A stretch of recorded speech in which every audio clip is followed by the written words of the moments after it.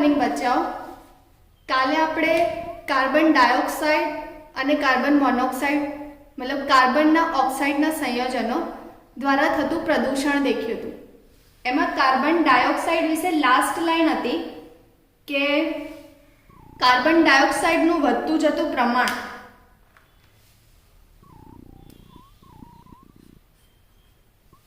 શું કરે છે? Global warming. સમજ્યા હતા?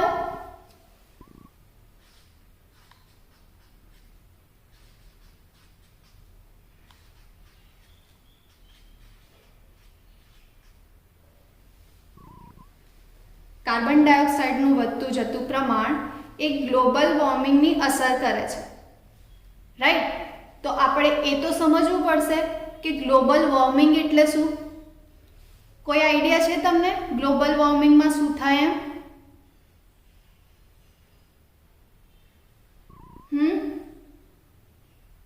ઓકે, પહેલા એક ક્વેશ્ચન પૂછું.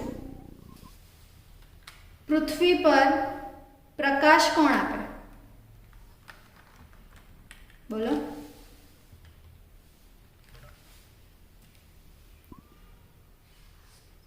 સવારમાં આપણા પહેલા ઉઠી જાય સૂરજ દાદા અને આપણને ઉઠાડી દે, રાઈટ?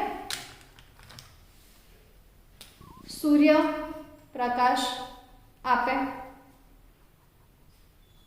હવે જે આપણે દેખીએ તો સૂર્યના કિરણો પૃથ્વી પર પડે છે તો એવું તો કહેવાય ના કે હાનિકારક છે, કેમ કે આપણને બી ખબર છે કે સૂરજના પ્રકાશથી આપણને વિટામિન મળે છે. સૂર્યનો પ્રકાશ આપણા માટે ફાયદાકારક છે, રાઈટ?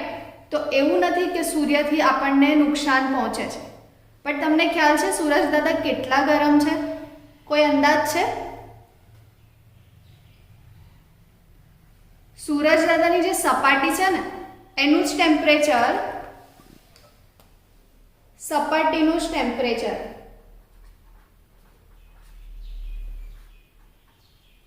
તાપમાન 6000 ડિગ્રી સેલ્સિયસ છે. નોર્મલી આપણે ઉનાળામાં 50ની આજુબાજુ બી તાપમાન હોય ને તો બી આપણને એમ બહુ વધારે ગરમી લાગે છે.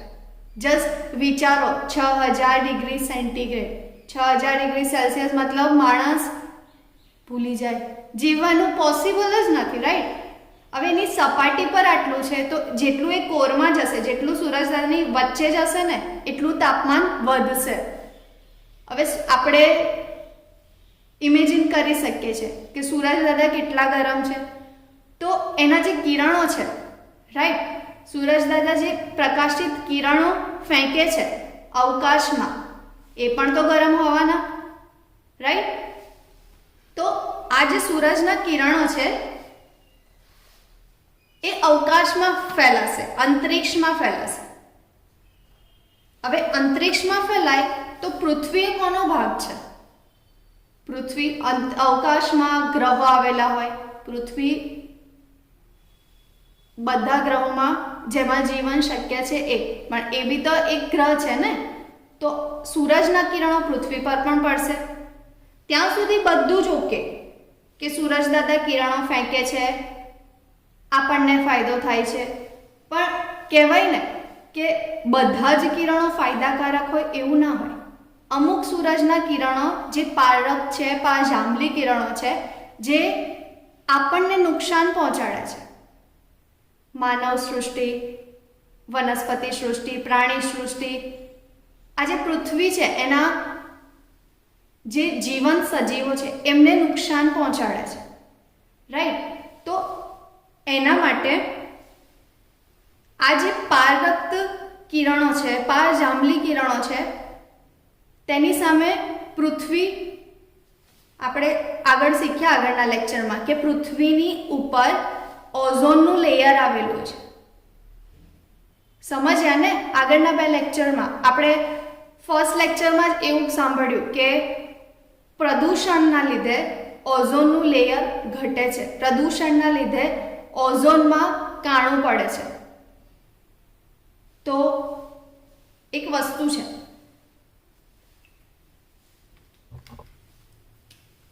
આ પૃથ્વી છે, બરાબર. સૂરજ દાદાના કિરણો પૃથ્વી પર પડે. હવે પૃથ્વીની સપાટી પર O3 છે,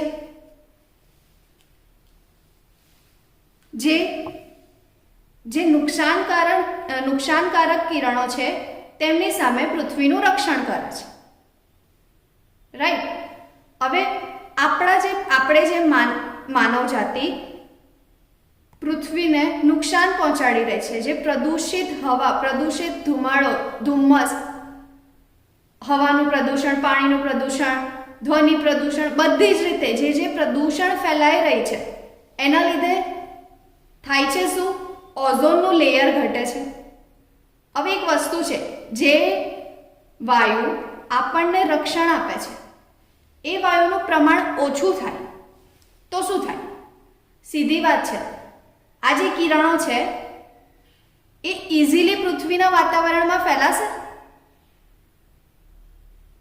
સમજાય છે કે જે સૂર્યના ફાયદાકારક કિરણો છે એનો તો કોઈ સવાલ જ નથી, પણ જે નુકસાનકારક કિરણો છે, જે O3 થી, જે ઓઝોનથી પૃથ્વી પર ફેલાતા અટકાય છે, પણ જ્યારે ઓઝોનનું લેયર ઘટે છે, ઓઝોન ધીમે ધીમે ઓછો થાય છે, તો આ જે કિરણો છે, નુકસાનકારક કિરણો,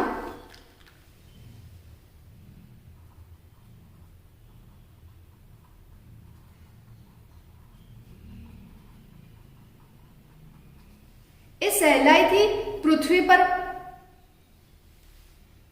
જતા રહેવાના.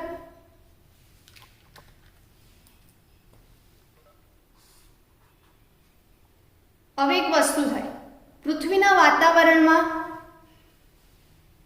આ જે કિરણો છે નુકસાનકાર. હવે પહેલી વાત, સૂર્ય ગરમ છે, કિરણો બી ગરમ રહેવાના. આ જે કિરણો છે એ પૃથ્વી પર આવશે, વાતાવરણનું તાપમાન વધારશે. હવે જેમ જેમ વાતાવરણનું તાપમાન વધે તેમ પૃથ્વીનું પણ તાપમાન વધે. આઈડિયા આવે છે? જેમ જેમ વાતાવરણનું તાપમાન વધે તેમ પૃથ્વીનું તાપમાન વધે. સમજાય છે? હવે એક વસ્તુ થાય, આ એક સાયકલ છે. સૂરજના કિરણો ફાયદાકારક તો પૃથ્વી પર આવે, નુકસાનકારક કિરણો પણ આવે. હવે જે ઓઝોનનું લેયર છે એ ઘટે છે પ્રદૂષણથી, તેના લીધે પૃથ્વીના વાતાવરણમાં નુકસાનકારક કિરણો પણ ઇઝીલી ફેલાઈ જવાના. વાતાવરણમાં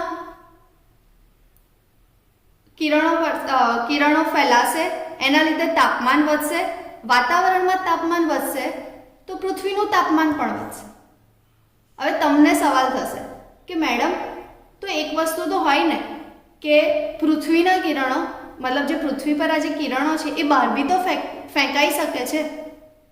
મતલબ સીધી વાત છે કે પૃથ્વી પર જે ગરમ હવા, મતલબ જે ગરમ કિરણો આયા એ અંતરિક્ષમાં બહાર બી ફેલાઈ જાય, બહાર ફેંકાય તો આપણું તાપમાન તો જળવાઈ જ રહે ને. તો અત્યાર સુધી આ વસ્તુ થતી હતી, પણ હવે કેવું છે કે જેમ જેમ પ્રદૂષણ વધે છે તેમ પ્રદૂષિત વાયુઓ, આ જે ગ્રીન હાઉસ વાયુઓ એ છે ને અહીંયા એક લેયર બનાવી દે છે.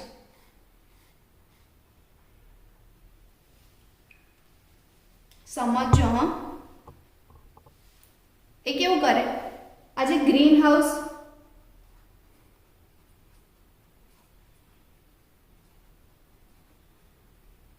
વાયુઓ છે ને, ગ્રીન હાઉસ વાયુઓ એ પૃથ્વીની ઉપર એક લેયર બનાવી દે, જેના કારણે આ જે કિરણો છે એ બહાર ના જઈ શકે.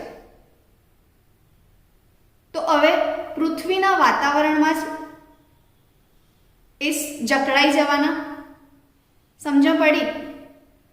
ગ્રીન હાઉસ વાયુઓના એક લેયરથી સપાટી પર એક લેયર બની જાય તો પૃથ્વીના વાતાવરણમાં જ આ કિરણો અંદર અંદર ફેલાવાના, જેના કારણે વાતાવરણ ગરમ રહેવાનું અને એના લીધે પૃથ્વી પણ ગરમ રહે. અને વધતું જતું પૃથ્વીનું તાપમાન એ જીવસૃષ્ટિ માટે હાનિકારક છે.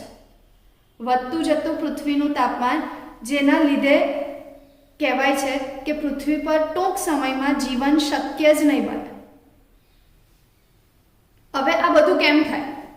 તો એક વસ્તુ કે જે સૌર ઉર્જા છે ને, સૂર્યના જે કિરણો છે ને, એનો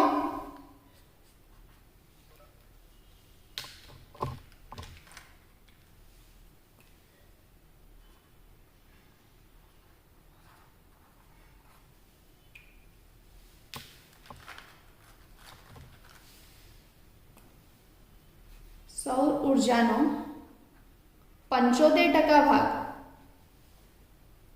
યાદ રાખજો, સૌર ઉર્જાનો 75% ભાગ પૃથ્વીની સપાટી દ્વારા શોષાય છે. 75% ભાગ એ પૃથ્વીની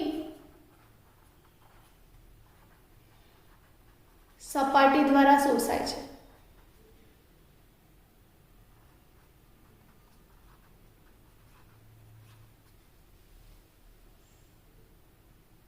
હવે પૃથ્વી જેમ જેમ વધે તેમ તેમ પૃથ્વીનું તાપમાન જેમ વધે એમ મનુષ્યને નુકસાન થાય, જીવસૃષ્ટિને નુકસાન થાય. તો આ બધા જે મેં કીધું કે ગ્રીનહાઉસ વાયુઓ, તો એ લોકો શું કરે? આ જે ઉષ્મા છે, સૌર ઉર્જા, સૌર ઉષ્મા, બરાબર? તો જે ઉષ્માના કેટલાક ભાગને વાતાવરણના જે ગ્રીનહાઉસ વાયુ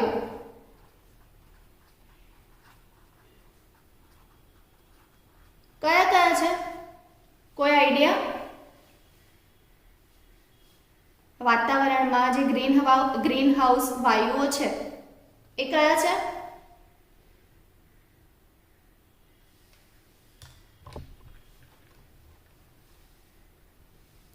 બોલો.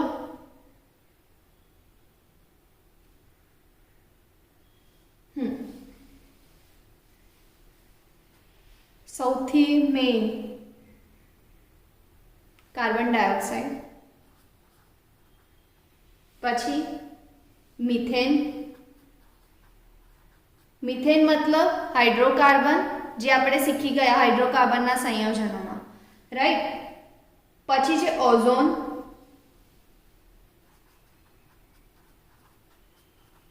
પાણીની બાષ્પ,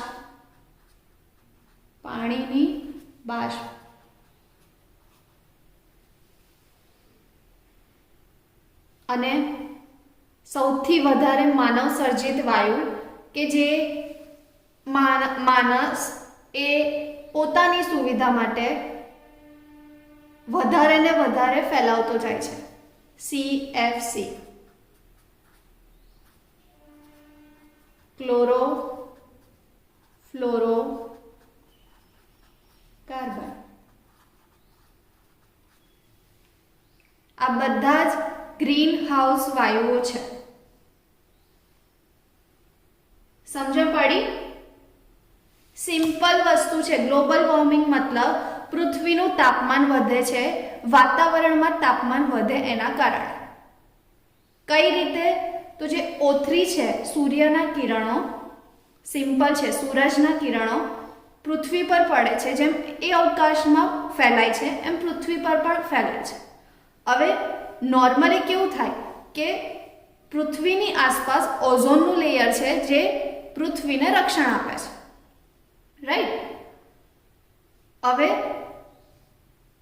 પ્રદૂષણના લીધે ઓઝોનનું લેયર ઓછું થતું જાય છે પૃથ્વીની સપાટી પરથી. ઓઝોનમાં કાણું પડે છે, જેના લીધે જે નુકસાનકારક કિરણો છે એ ઇઝીલી પૃથ્વી પર ફેલાય છે, પૃથ્વી પર પડે છે, પૃથ્વીના વાતાવરણમાં આવે છે. હવે પૃથ્વીના વાતાવરણમાં આવે તો એવું બી થાય કે એ બહાર જતા રહે, તો પણ એ પોસિબલ નથી, કેમ કે જેમ જેમ પૃથ્વી પર પ્રદૂષણ વધે છે તેમ તેમ જે ગ્રીનહાઉસ વાયુઓ છે, આ ગ્રીનહાઉસ વાયુઓ એક લેયર બનાવે છે પૃથ્વીની સપાટી પર, જેના કારણે આ જે ઉષ્મા છે, આ જે નુકસાનકારક કિરણોથી થતું જે ગરમ હવા છે એ જકડાઈ જાય છે પૃથ્વીના વાતાવરણમાં અને બહાર નહીં જઈ શકતી, રાઈટ? તો આ બધાના લીધે વાતાવરણનું તાપમાન વધે છે અને વાતાવરણનું તાપમાન વધે તેમ પૃથ્વીનું તાપમાન વધે છે. હવે આ બધામાં આ એક વર્ડ આવ્યો ગ્રીન હાઉસ.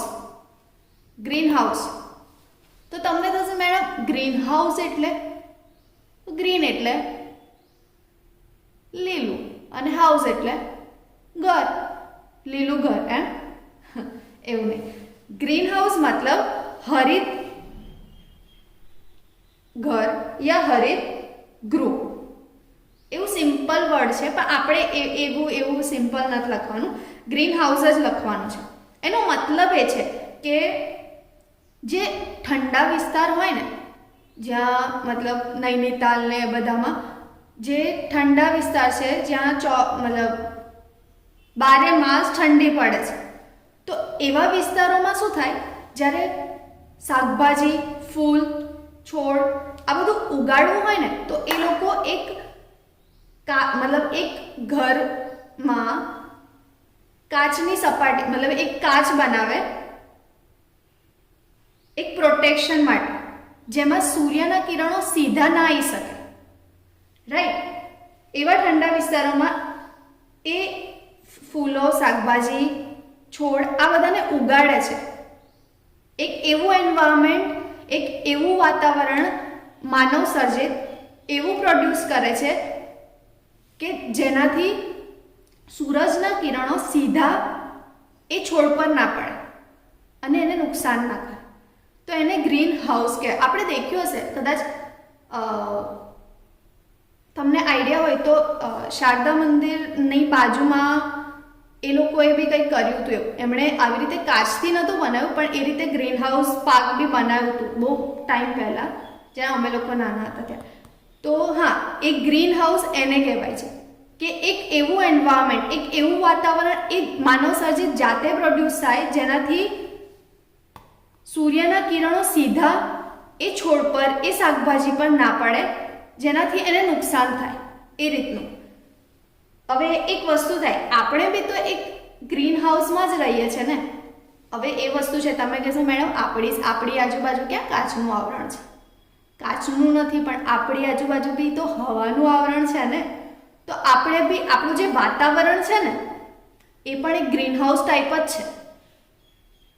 કે આપણું જે ગ્રીન હાઉસ છે ને એને આપણે વાતાવરણ કેમ કહીએ? કેમ કે આપણે જ્યાં રહીએ છીએ ત્યાં આપણી આસપાસ હવાનું આવરણ છે, જેને આપણે વાતાવરણ કહીએ છીએ. અને આ વાતાવરણે ના પૃથ્વીના તાપમાનને અત્યાર સુધી અચળ રાખ્યું છે. અત્યાર સુધી બહુ વર્ષોથી આ વસ્તુ બહુ ઘણા વર્ષોથી, જ્યારથી પૃથ્વીનું સર્જન થયું ને ત્યારથી વાતાવરણે એક તાપમાન અચળ રાખ્યું છે, એક એવું તાપમાન મેન્ટેન કર્યું છે જે જીવસૃષ્ટિ માટે કોઈ નુકસાન નથી પહોંચાડતું. બટ અત્યારના એવા દાયકામાં જેમ જેમ તાપમાન વધે છે પૃથ્વીનું, મતલબ કે સમતોલન જળવાઈ નથી રહ્યું. સમજો છો કે જેટલી ગરમી પૃથ્વી પર પડે છે, સૂર્યની ગરમી, અત્યાર સુધી કેવું થતું હતું કે વાતાવરણ, આપણે કીધું ને કે ગ્રીન હાઉસ આપણી આસપાસ પણ છે, મતલબ આપણે જે વાતાવરણ છે એ ગ્રીન હાઉસ છે. તો જે આપણું જે વાતાવરણ છે ને એણે અત્યાર સુધી પૃથ્વીના તાપમાનને સાચવી રાખ્યું હતું, પૃથ્વીના વાતાવરણને બેલેન્સ કર્યું હતું. પણ અત્યારે જેમ પ્રદૂષણ વધે છે, રાઈટ, આ પ્રદૂષણ વધે છે તેના લીધે અત્યારે એ બેલેન્સ નથી થતું.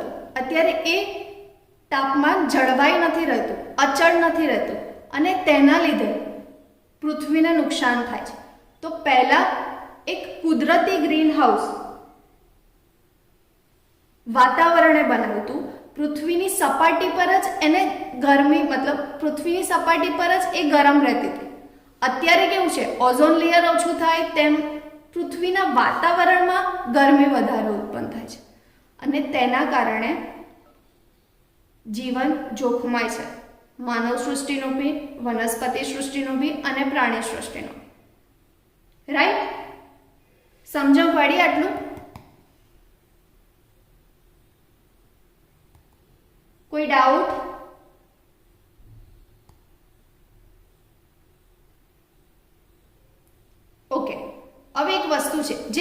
CO2 છે ને, આપણે કીધું કે કાલે પણ આપણે સમજ્યા હતા કે CO2 આપણા માટે નુકસાનકારક એટલું નથી.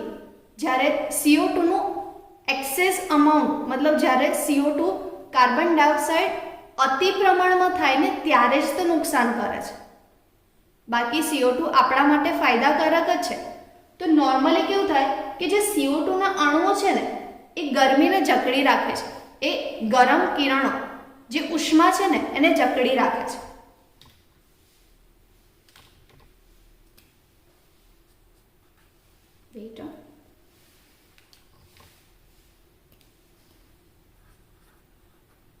CO2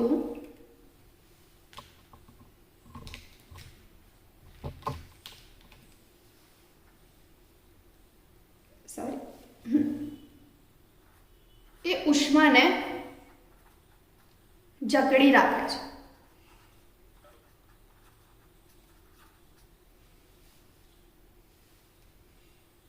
કારણ કે સૂર્યપ્રકાશ માટે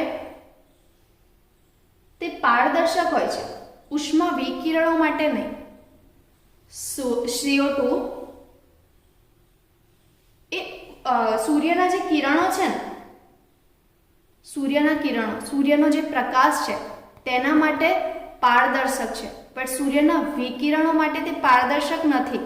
તો તેના લીધે CO2 આપણા માટે એક બેનિફિટ કરે છે કે CO2 એ જે ઉષ્મા છે, એ જે ગરમી છે એને જકડી રાખે છે. પણ આપણે એક વસ્તુ કીધી કે કાર્બન ડાયોક્સાઇડનું અતિ પ્રમાણ, નોર્મલી કાલે આપણે શીખ્યા હતા કે CO2 નું નોર્મલી વાતાવરણમાં 0.03% આટલું પ્રમાણ હોય છે, રાઈટ? હવે આનાથી વધે ને, અતિનો હંમેશા ત્યાગ કરો એવું કહેવાય છે. તો જ્યારે જ્યારે આટલાથી પ્રમાણ વધી જાય ને, કાર્બન ડાયોક્સાઇડનું પ્રમાણ આનાથી વધે ત્યારે કુદરતી ગ્રીન હાઉસમાં જે સમતોલન છે ને, કહેવાય ને કે બેલેન્સ ના રહે, એને ખલેલ પહોંચે છે. જે ગ્રીન હાઉસ નોર્મલી છે, જે વાતાવરણ બેલેન્સ કરે છે, જે તાપમાનને જકડી મતલબ જાળવી રાખે છે, તે રહી નહીં. CO2 વધશે, ગરમી વધશે, ગરમી વધશે. હવે દેખો, CO2 નું પ્રમાણ જેમ જેમ વધે તેમ ગરમી વધે. અગર ગરમી વધશે તો તાપમાનમાં મતલબ વાતાવરણમાં ગરમી ફેલાશે, પૃથ્વી ગરમ થશે. તો આ બધાથી જે નોર્મલ, જે સામાન્ય સ્થિતિ હતી ને તેમાં ખલેલ પહોંચશે. ગ્રીન હાઉસમાં ખલેલ પહોંચે. હવે ગ્રીન હાઉસમાં ખલેલ પહોંચે તો ગ્લોબલ વોર્મિંગ વધે. હવે નોર્મલી એવું કહેવાય છે કે ગ્લોબલ વોર્મિંગ નું વધતું જતું પ્રમાણ નો મુખ્ય ઘટક કોણ છે? તો CO2. તમે સમજો છો કે CO2 આપણા માટે જેટલો ફાયદાકારક છે એનું થોડું પ્રમાણ બી વધી જાય ને તો એ આખું ગ્લોબલ વોર્મિંગની સ્થિતિ સર્જાવે છે. અને એટલે જ કહેવાય છે, એટલે જ આપણે કહે છે કે પ્રદૂષણ આપણા થકી બને એટલું ઓછું કરીએ. CO2 નું પ્રમાણ ઓછું રહેશે, જેટલું બેલેન્સ રહેશે એટલું આપણા માટે ફાયદાકારક છે. ઓકે, હવે એક એક્સ્ટ્રા પોઈન્ટ છે જે બુકમાં નથી, તમારે લખવો હોય તો લખજો પ્લીઝ. ગ્લોબલ વોર્મિંગને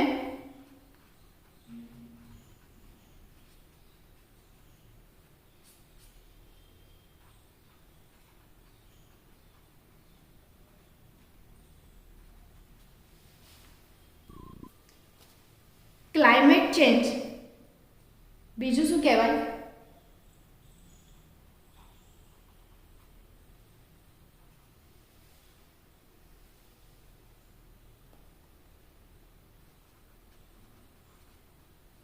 તેનાથી બી ઓળખાય છે.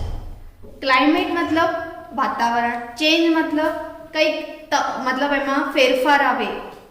CO2 નું વધતું પ્રમાણ ગ્લોબલ વોર્મિંગ સર્જે, તો ગ્લોબલ વોર્મિંગને ક્લાઇમેટ ચેન્જ પણ કહેવાય છે. બરાબર. અને દર વર્ષે જેમ જેમ તાપમાન વધે ને તે રીતે ગ્લોબલ વોર્મિંગની નોંધ લેવાય છે. પૃથ્વીના તાપમાનમાં થતી સરેરાશ વધારાના આધારે પૃથ્વીનું તાપમાન જેમ જેમ વધે છે ને તે રીતે દર વર્ષે ગ્લોબલ વોર્મિંગનું નોંધ લેવાય છે. અને તેમના જ આજે ગ્લોબલ વોર્મિંગ માટેની જે નોંધ લે છે ને તેમણે જ કીધું છે કે જેમ જેમ તાપમાનમાં વધારો થતો રહ્યો છે ને તે જ તેનાથી એક તારણ કાઢ્યું છે કે પૃથ્વી પર ટૂંક સમયમાં જીવન શક્ય નહીં બને, કેમ કે વધતું જતું પૃથ્વીનું તાપમાન એ જીવસૃષ્ટિને નુકસાન પહોંચાડે છે. કોઈ ડાઉટ છે આમાં? ગ્રીન હાઉસ અસર મતલબ ગ્રીન હાઉસની આડઅસરો પર હવે જઈશું, પણ એ પહેલા ગ્લોબલ વોર્મિંગમાં કોઈ ડાઉટ?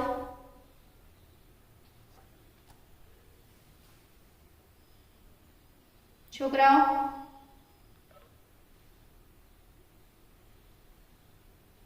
ઓકે.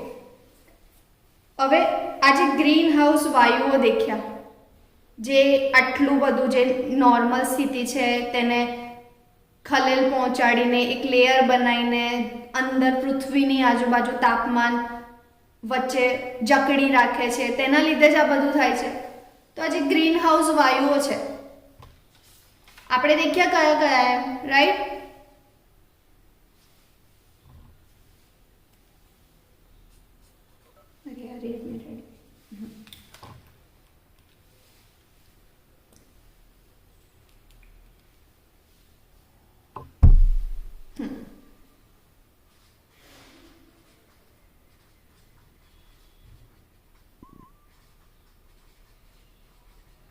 તેનું પ્રમાણ, ગ્રીન હાઉસ વાયુનું પ્રમાણ એ તો આપણે જોવું પડે ને કે એ વાયુનો ફાળો કેટલો છે પૃથ્વી માટે. કેટલું આપણે દર વખતે મેડમ મારા આટલા પર્સન્ટ આવ્યા, મેડમ મારા આટલા પર્સન્ટ આવ્યા, તો આનું બી તો હશે. આ લોકો બી તો કહેશે જે CO2 છે, H2O છે, મિથેન છે, CFC છે, નાઇટ્રસ ઓક્સાઇડ છે, ઓઝોન છે, આ બધા બી તો કહેશે મેડમ મેં આટલા પર્સન્ટમાં પ્રેઝન્ટ છું અહીંયા. તો હા, આપણે એ દેખી લઈએ કે તમે કેટલા કેટલા પર્સન્ટમાં અહીંયા છો.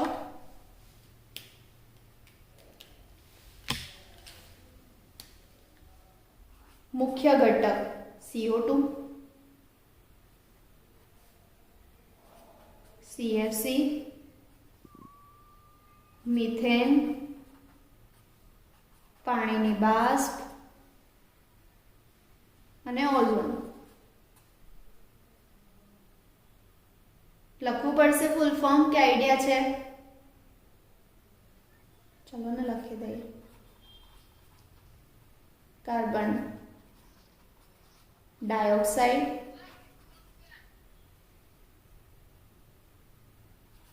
ક્લોરો ફ્લોરો કાર્બન, મિથેન, પાણીની બાષ્પ અને ઓઝોન. ઓકે, આનો પૃથ્વીને પ્રદૂષણ કરવા માટે વાતાવરણમાં કેટલો ફાળો છે? તો મેડમ પ્રેઝન્ટ.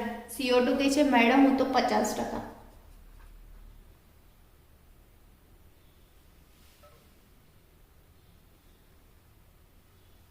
CFC કહે છે મેડમ હું 70%.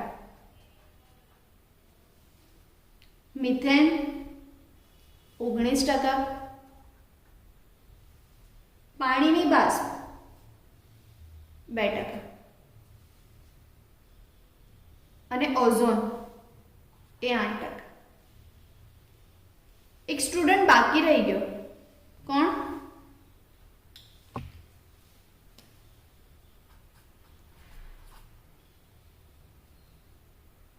નાઇટ્રસ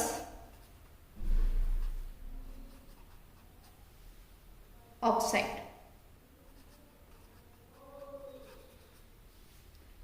કહેશે મેડમ હું 4%.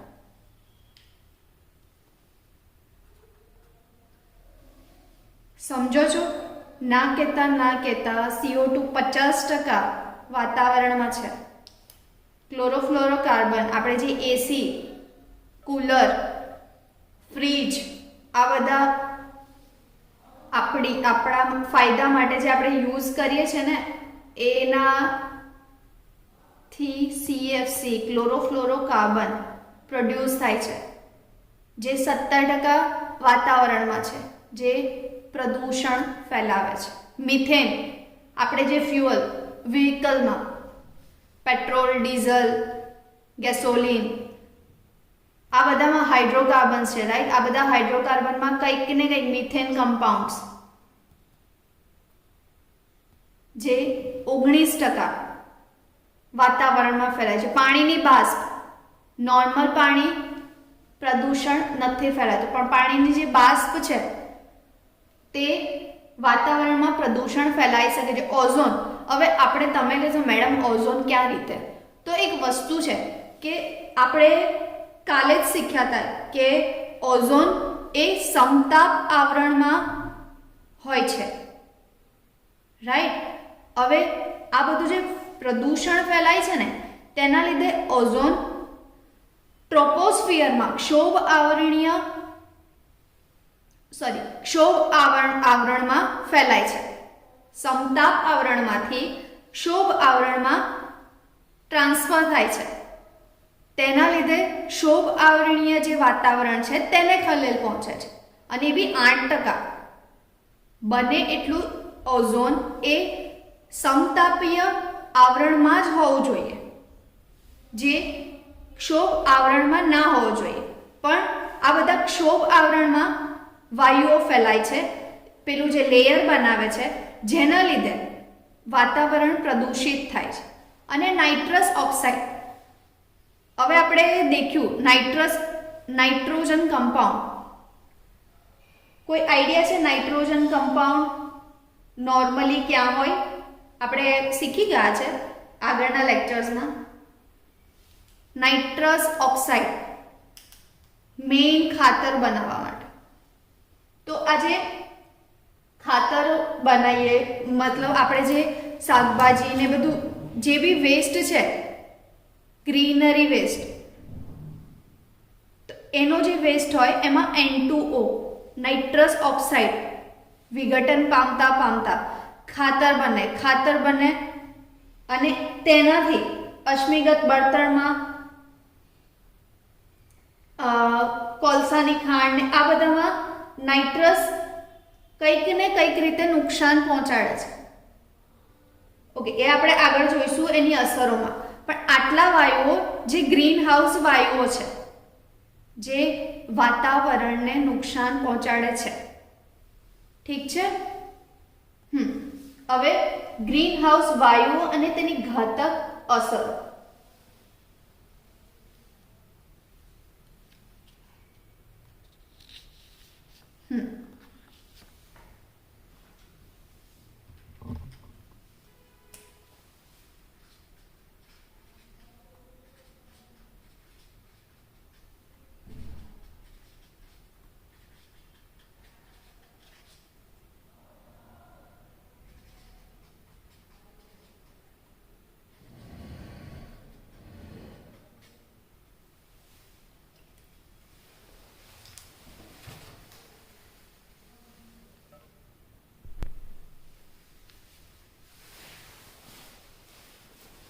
ગ્રીનહાઉસ વાયુની ઘાતક અસર.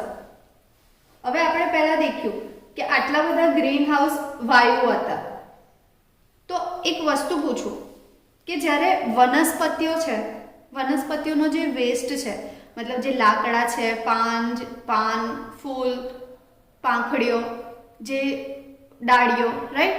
તો આ જે બધા વનસ્પતિઓના પાર્ટ છે તેને આપણે ઓક્સિજનની ગેરહાજરીમાં બાળીએ ને,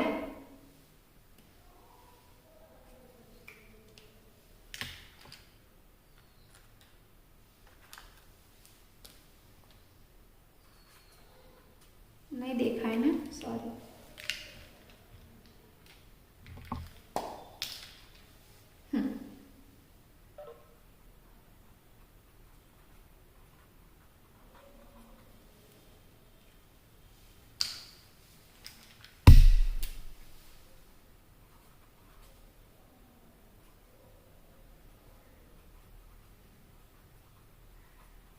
ઓક્સિજનની ગેરહાજરીમાં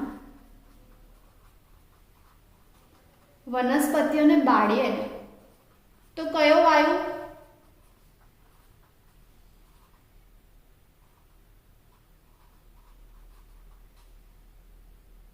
સોરી, બાળીએ, સળગાઈએ. ચલો ને, થોડું ગ્રામર મિસ્ટેક છે, દેખી લેજો.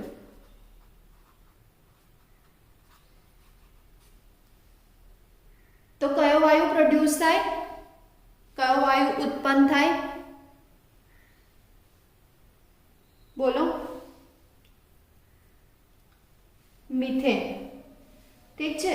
જે ડાંગરના ખેતરો હોય, કોલસાની ખાણ હોય, જે બી સડેલો કચરો હોય ને, ઇન શોર્ટ વનસ્પતિના જે પાર્ટ છે, વનસ્પતિના જે ભાગ છે, એને બાળીએ, એને સળગાઈએ તો જે ધુમાડો, જે વાયુ ઉત્પન્ન થાય, જે ધુમાડામાં બી જે વાયુ હોય ને, તે કયો હોય? મિથેન. એ યાદ રાખજો. ઠીક છે. મિથેન વાયુ પ્રોડ્યુસ થાય. સેમ આપણે આગળ જોયું કે CFC, ક્લોરોફ્લોરોકાર્બન,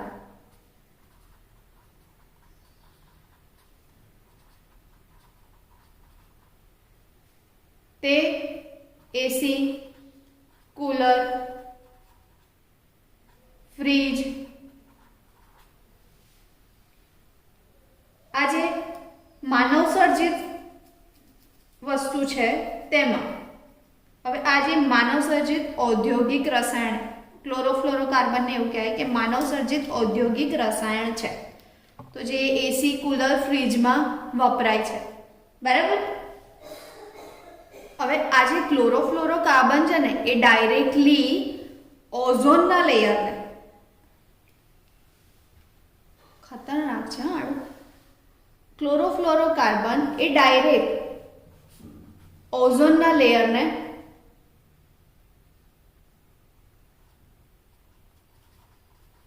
નુકસાન પહોંચાડે છે.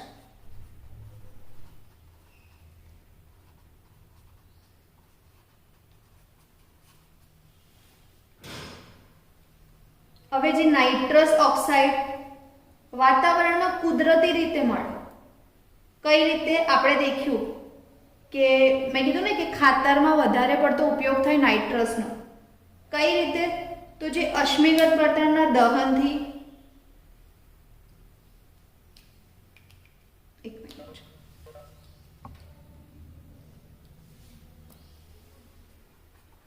N2O, નાઇટ્રસ ઓક્સાઇડ, કુદરતી ખાતર,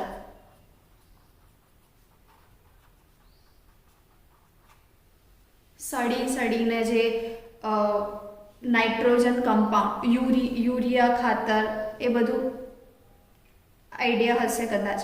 તો જે આ બધા જે ખાતર બને છે ને કુદરતી, તેમાં નાઇટ્રસ ઓક્સાઇડ હોય છે અને તે વધારે, હવે કેવું થાય છે કે અમુક એવા ખાતરો છે જે આપણે માનવસર્જિત છે, જે રસાયણોને મિક્સ કરીને, સંયોજનોને મિક્સ કરીને બનાવે છે. તો આ બધા ખાતરોમાં નાઇટ્રસ ઓક્સાઇડનો ઉપયોગ થાય છે, જે વાતાવરણ માટે હાનિકારક છે. બીજું, અશ્મિગત બળતણના દહનથી પણ, આ બધા એના સ્ત્રોત છે કે કઈ રીતે મળે છે, કઈ રીતે ફેલાય છે. ઠીક છે. કુદરતી ખાતર અને અશ્મિગત બળતણ ના દહનથી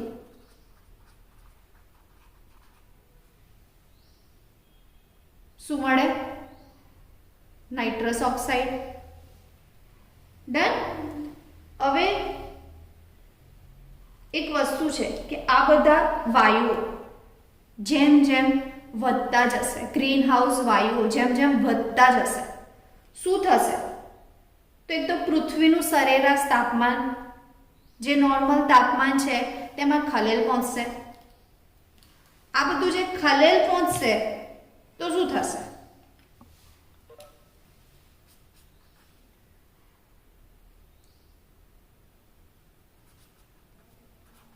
આ વાયુઓના કારણે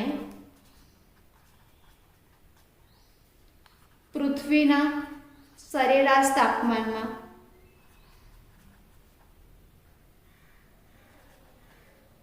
સમજી જજો સરેરાશ છે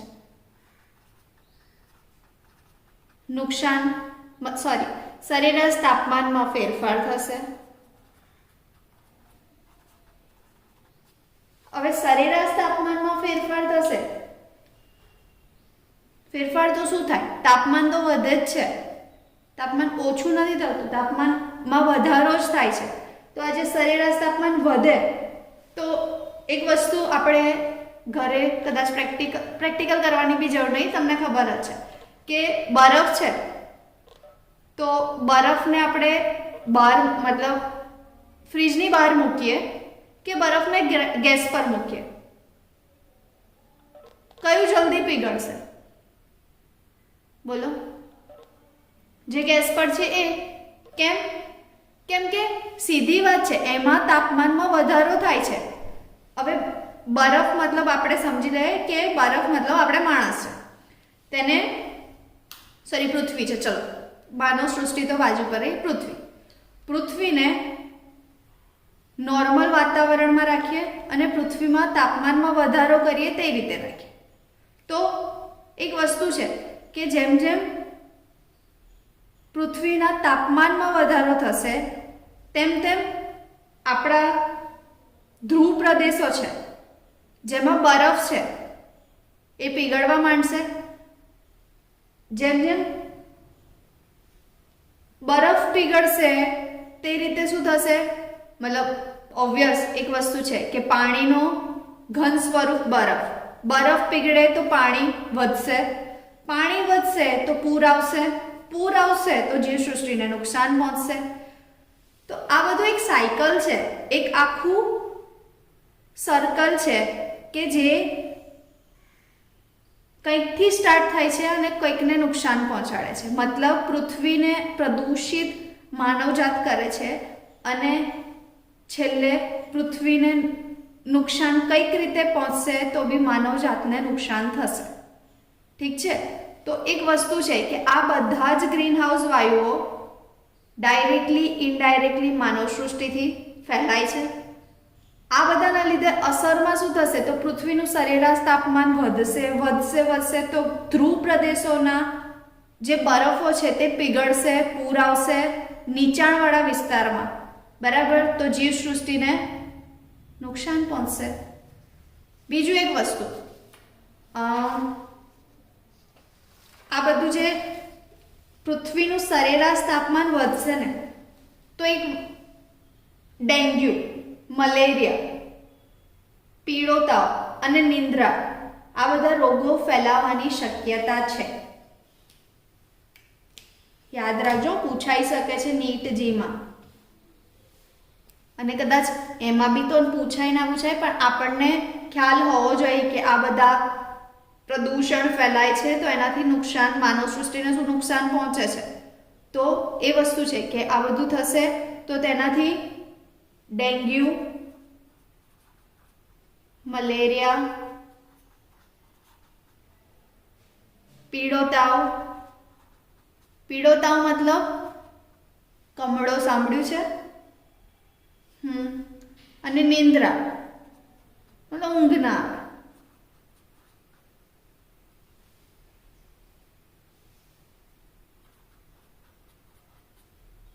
વગેરે જેવા રોગો થવાની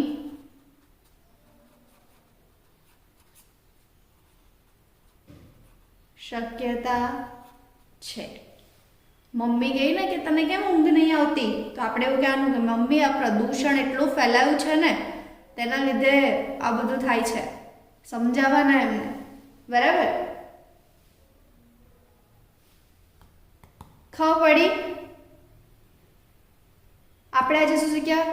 ગ્લોબલ વોર્મિંગ સિમ્પલ છે. સૂર્યપ્રકાશ સીધો પૃથ્વી પર આવે. નોર્મલી કેવું થાય? ઓઝોન લેયર છે જે પૃથ્વીને રક્ષણ આપે, પણ અત્યારનું જે વાતાવરણ છે જેનાથી પ્રદૂષણ ફેલાઈ રહ્યું છે તેના કારણે એ વાતાવરણના કારણે ઓઝોન ઓછો થાય છે, ઓઝોનનું પ્રમાણ ઓછું થાય છે. હવે ઓઝોનનું પ્રમાણ ઓછું થાય એટલે પૃથ્વીના સૂર્યના જે નુકસાનકારક કિરણો છે એ સીધા પૃથ્વી પર આવે છે, વાતાવરણમાં ફેલાય છે અને પૃથ્વીનું તાપમાન વધારે છે. હવે એક વસ્તુ દિમાગમાં આપણને આવે કે આ કિરણો બહાર ના જાય, તો ના.